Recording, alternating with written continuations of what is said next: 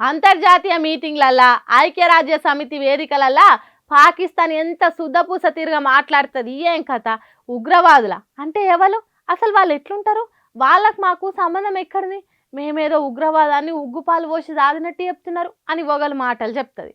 కానీ ఇసొంటప్పుడు తెలుస్తుంది కదా ఉగ్రవాదులకు పాకిస్తాన్ దేశానికి ఉన్న సంబంధం ఏంటిదో.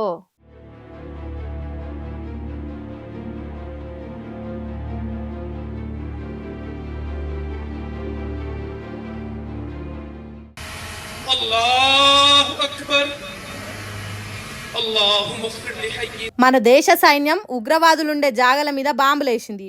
ఉరికినోడు బతికిండు, ఉన్నోడు ఒడిచిండు. ఆగో అట్లా సచ్చినోళ్లకు పాకిస్తాన్ ఆర్మీ చూడుండ్రి ఎట్లా అంత్యక్రియలు చేస్తున్నదో. సర్కారు సౌలతులతోని ఘనంగా సాగనంపే కార్యం చేసిండ్రు. వాళ్ళేదో వీరులైనట్టు, వాళ్ళేదో గొప్ప త్యాగం చేసినట్టు కన్నీటి వీడుకోలు వాళ్ళకిండ్రట. ఇది జాలదా ఉగ్రవాదులకు ఉగ్గుపాలు పోసి దాదేది పాకిస్తాన్ దేశం అని చెప్పేటానికి? ఇది జాలదా ఉగ్రవాదం అంటేనే పాకిస్తాన్ దేశం అని, పాకిస్తాన్ దేశం అంటేనే ఉగ్రవాదం అని చెప్పటానికి? యాకూబ్ ముగల్ అనే బట్టెవాస్ గానికి పాకిస్తాన్ దేశం కోసం పానాలిచ్చిన ఓ వీరుడా అన్నట్టు సావు కార్యాలు చేసిండ్రట. వాళ్ళ అందానికి కన్నీళ్ళు కూడా గార్చిండ్రట. ఇంత మంచిగా ఉగ్రవాదులు ఆర్మోళ్ళు అన్నదమ్ముల తీరుగా ఒకటి చస్తే ఇంకోటి ఏడ్చినాక విడివిడి గుండుడెందుకు? పాకిస్తాన్ ఆర్మీకి ఉగ్రవాదులు అనే హెడ్ ఆఫీసర్లు చేస్తే అయిపోయాయి. ఆర్మీ పేరు కూడా జైషే మహమ్మద్, లష్కరే తోయిబా అని పెడితే అయిపోయాయి. చేసేటి అన్ని చేసుకుంటేనే మాకు ఉగ్రవాదులకు సంబంధం లేదన్నట్టు వగలమారి మాటలు మాట్లాడతారు. గిసొంటప్పుడు బయట పడతాయి కదా ఎవడు లంగ ఎవడు దొంగ అనేది తెలిసిపోతుంది కదా. కాబట్టి ప్రపంచ దేశాలు పాకిస్తాన్ దేశం చెప్పేది ఒకటి చేస్తున్నది ఇంకోటి అనేది తెలుసుకోవాలి. ఉగ్రవాదానికి పుట్టినిల్లు మెట్టినిల్లు పాకిస్తానే అని సాటింపేసి చెప్పాలి. దాన్ని ఏకాకి చేసి ఉగ్రవాదం లేకుండా వాళ్ళకు వాళ్ళు చేసుకుంటేనే బయట దేశాలు సాయం చేస్తాయని చెప్పాలి. అప్పుడు గాని పాకిస్తాన్ దేశపోలకు బుద్ధి రాదు అని అంటున్నారు పాకిస్తాన్ దేశం వంకర బుద్ధి తెలిసిన ప్రపంచ పబ్లిక్. ఎలాంటి కూల్చివేతలు లేవు, అడవుల కొట్టివేతలు లేవు అని అనుకుంటూనే ఉన్నారు జనాలు. మళ్ళా మొదలు పెట్టిండ్రు బుల్డోజర్ దండయాత్రలు.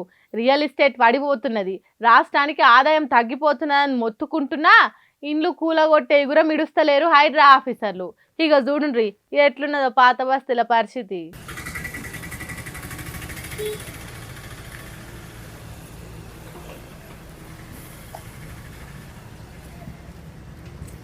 హైడ్రా కూలగొట్టిన బంగ్లా షెల్లా చెదరైంది.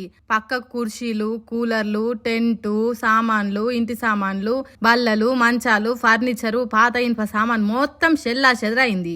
ఇంకో పక్క పబ్లిక్ గుంపు కూడి లొల్లి చేస్తున్నారు. ఇది అన్యాయం, అక్రమం అన్నట్టు కొట్లాడుతున్నారు. ఏ టైంకు హైడ్రా ఆఫీసర్లు వచ్చి కూలగొట్టుడు చురువు చేసిండ్రో తెలియదు కానీ అంత వచ్చే వరకే ఇగో గిట్లా అయిందట. అందుకే ఎంఐఎం పార్టీ కార్పొరేటర్లు, కడమ లీడర్లు అంతా హైడ్రా వ్యతిరేకంగా రోడ్డెక్కి లొల్లి చేసిండ్రు. HYDRAA commissioner HYDRAA commissioner HYDRAA commissioner HYDRAA commissioner HYDRAA commissioner HYDRAA commissioner HYDRAA commissioner. అయితే హైడ్రా ఆఫీసర్లు మాత్రం మేం పద్ధతి ప్రకారమే కూలగొట్టినాం. 2000 గజాల సర్కార్ జాగల అక్రమంగా బిల్డింగులు కట్టి బిజినెస్ చేస్తున్నారట. సర్కార్ కండ్లు కప్పి దందాలు నడుపుతున్నారట. మరి ఎవరన్నా కాగితం రాసి కంప్లైంట్ ఇచ్చిండ్రో లేకపోతే అన్యాయంగా ఆక్రమించి కోట్ల విలువ చేసే భూమిని దక్కించుకునే ఉపాయాన్ని ఆఫీసర్లే పసిగట్టిండ్రో తెలియదు కానీ ఇగో గిట్లా సర్కార్ భూమిలో వేసిన ఇండ్లను కూలగొట్టిండ్రు. అసలే ముస్లింలు ఎక్కువ ఉండే ఏరియా కాబట్టి పోలీస్ బందోబస్తు కూడా బాగానే వచ్చింది. మరి ఇది ఒక్కటే కూలగొట్టి చేతులు దులుపుకుంటారో లేకుంటే పట్నం మొత్తంలో ఉన్న సర్కార్ భూములను కనిపెట్టి హైడ్రా ఆధీనం చేసుకుంటుందో ముందే చూడాలిగా.